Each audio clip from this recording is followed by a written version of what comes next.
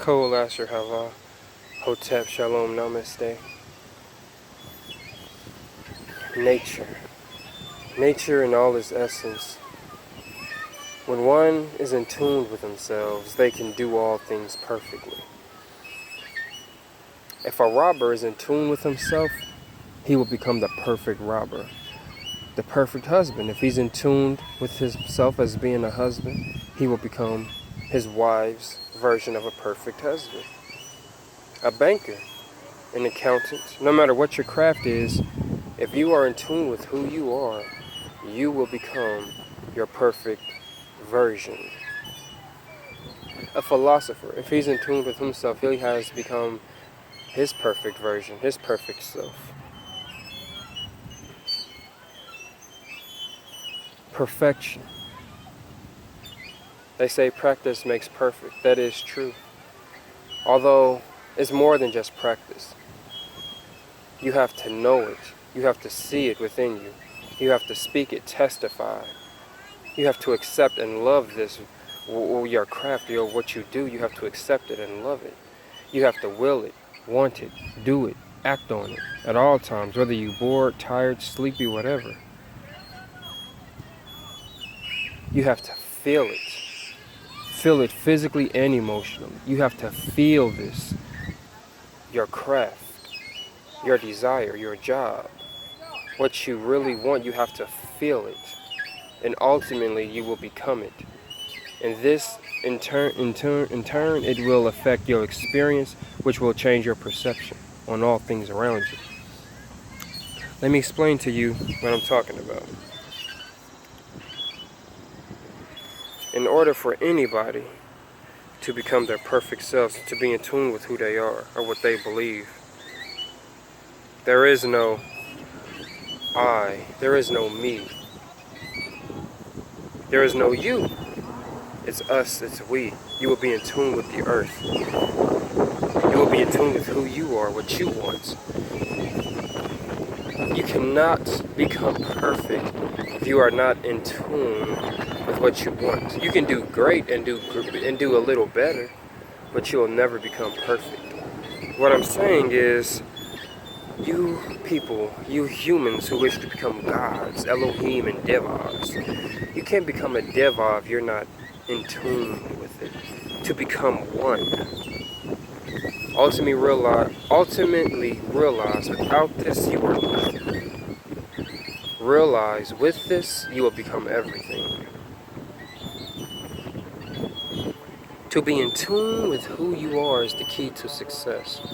To be one with what you believe is success. If you believe vices are bad, lust and envy and greed, if you believe those things are bad, you don't do it. Point blank period. You don't step near the line of lust, envy, and greed. You don't go nowhere near the line because it's bad, right? The edge of a volcano. Lava's bad. It's gonna hurt. So why even go near the edge where you could be tempted or pushed into the edge? Why would you even go near the edge? Why would you go even to the edge of a cliff knowing there's jokers all around you and they would eventually try to push you over the edge and joke about it? Why? So why would you go near the edge of a cliff of greed and folly and foolishness? Those are platforms you should always avoid. For you to always look for a life of desire, knowing that's not what you want. This will ultimately destroy you. You must stay in your lane like a car when it drives. The car doesn't venture off into the left lane, not even to a little bit. The car doesn't cross the double yellow line. It doesn't do that. The car does not cross into traffic because the person within the car knows once he goes outside his lane, he will die.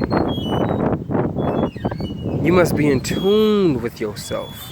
You must put yourself in a life or death situation. There is no success without being in tune with who you are, with what you believe. Be in tune with what you really want. Be in tune with what you believe. Be in tune with who you are. Don't worry about what everybody else thinks. Don't worry about what another man sees within you. Don't worry about what another woman thinks about you when you're not around. You must be in tune with who you are and what you believe. If you do this, you will be perfect. There is no tricks, no steps, no none of that. Just be in tune with what you want, with what you believe. You have to recognize, that's two, duality. Recognize the difference.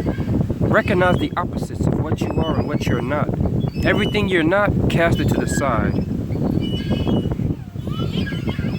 Everything that you don't want in life, cast it to the side. Pay it no mind, don't observe it, don't look at it, don't think about it. Even if somebody tempted you with it, just cast it to the side. That's not what you want. If you're trying to stop smoking, anytime you see a cigarette commercial, turn off the TV. When you going outside and somebody's offering you a cigarette, you don't want to be around people like that because they're bringing up your past. They're bringing up something that you don't want. They're not fully giving you the benefits of your reward, your greatest version, because your best friends will remind you of who you really are.